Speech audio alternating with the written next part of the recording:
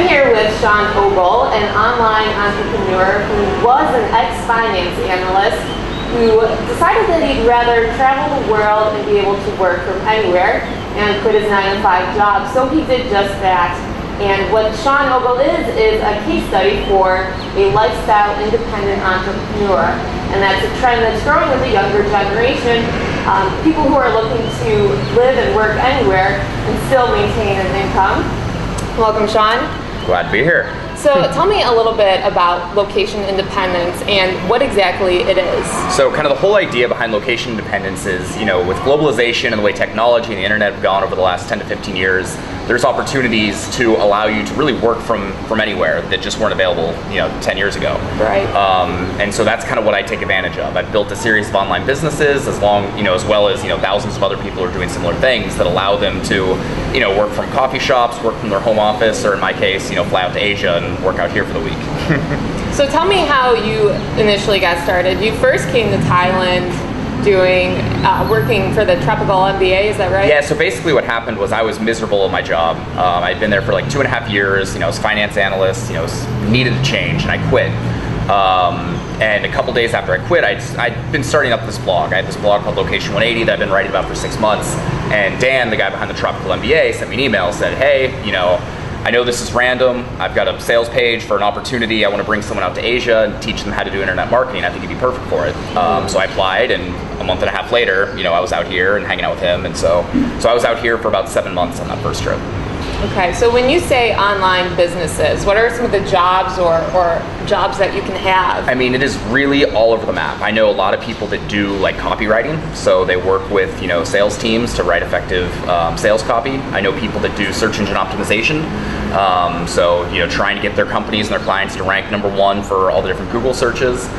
Some people do e-commerce, so they'll create online stores. I have friends in China that are living there, manufacturing various products, and then put them up on the website, and have done really well with that.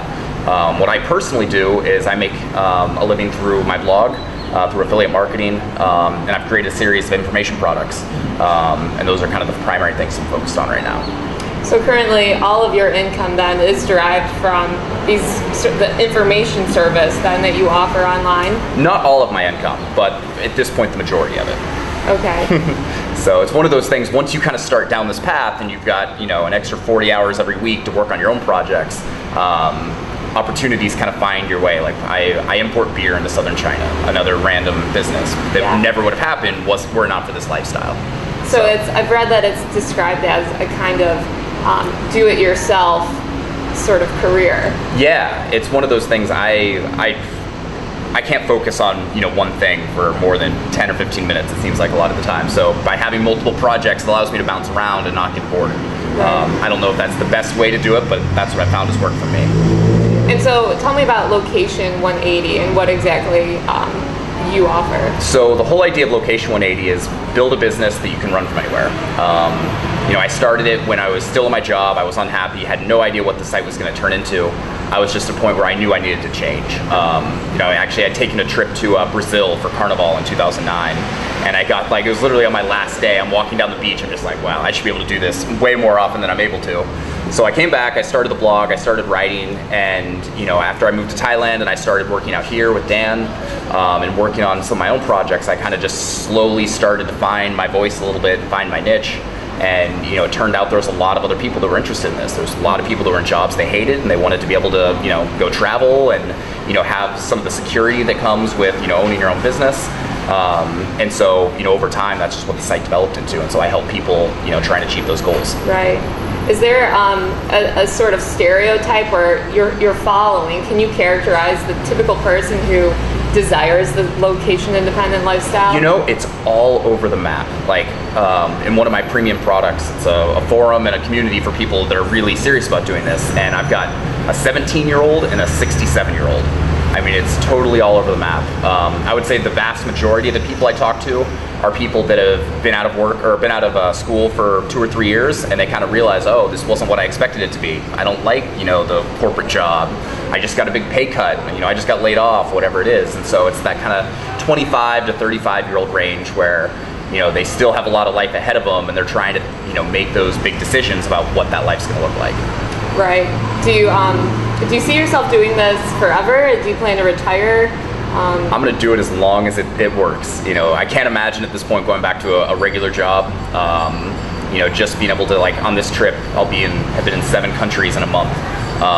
Working the whole time, still making money, still doing all that. So as long as I'm able to live this lifestyle, as long as I'm able to continue helping other people do the same thing, then, you know, I don't see any reason why I should stop. So. Right. So obviously there's advantages. You can work from a beach, or you can, you know, celebrate Carnival at night and then maybe work in the morning.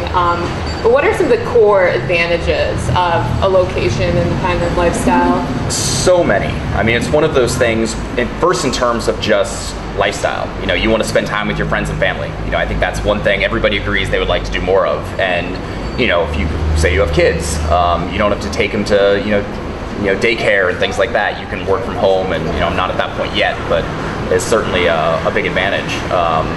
You know, also just a change of scenery. I don't know many people who are most effective from 9 to 5, sitting at a desk for 8 hours.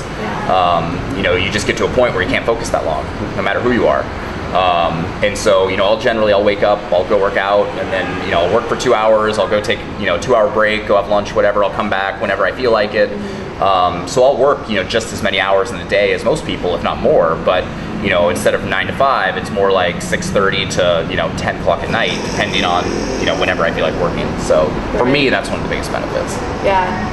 Is there anything that you think you're sacrificing by giving up that 9 to 5 or a traditional career? There's definitely times, you know, I live in Portland, and so a lot of my friends work for Nike, and you look at, you know, look at like some of the perks they have, you know, flying first class to, you know, take trips over here, staying in the Ritz and, you know, the W, and like really, really nice corporate perks, you know, health insurance that, you know, included 401ks, all of that stuff, you know, would be nice to have. And, you know, I pay more for health insurance and things like that, and self-employment taxes.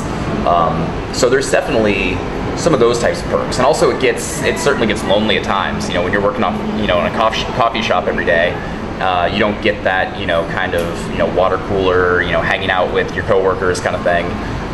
It's not to say I don't have a lot of, you know, people that I talk to that do similar things as I do, but on a day-to-day basis, a lot of times it's just, you know, me banging away at the keyboard by myself. So. So where do you see not only this trend of location independence, but your business going in the future? You know, it's one of the things where I've had a lot of success kind of in my little, you know, circle over here.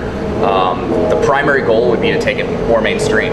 You know, I've seen dozens and dozens of people like quit their jobs, start businesses based on some of the stuff that, you know, I've been working with them on. And to see how well that's worked, and to see how much happier they are, and even how much more money they're making, you know, it's one of those things that it's not that hard. You just have to be able to you have to be willing to get over that fear of uncertainty and what might happen, and that, you know, kind of worst case scenario mentality most people have. And so I'd really like to kind of, you know, spread that message, go bigger, go broader, and kind of show people it's like, hey, you know, you only have one life. You know, if you're not happy doing what you're doing, then maybe consider doing something else. Okay. Great. Well, thank you so much. No, it's my pleasure. Thanks for having me.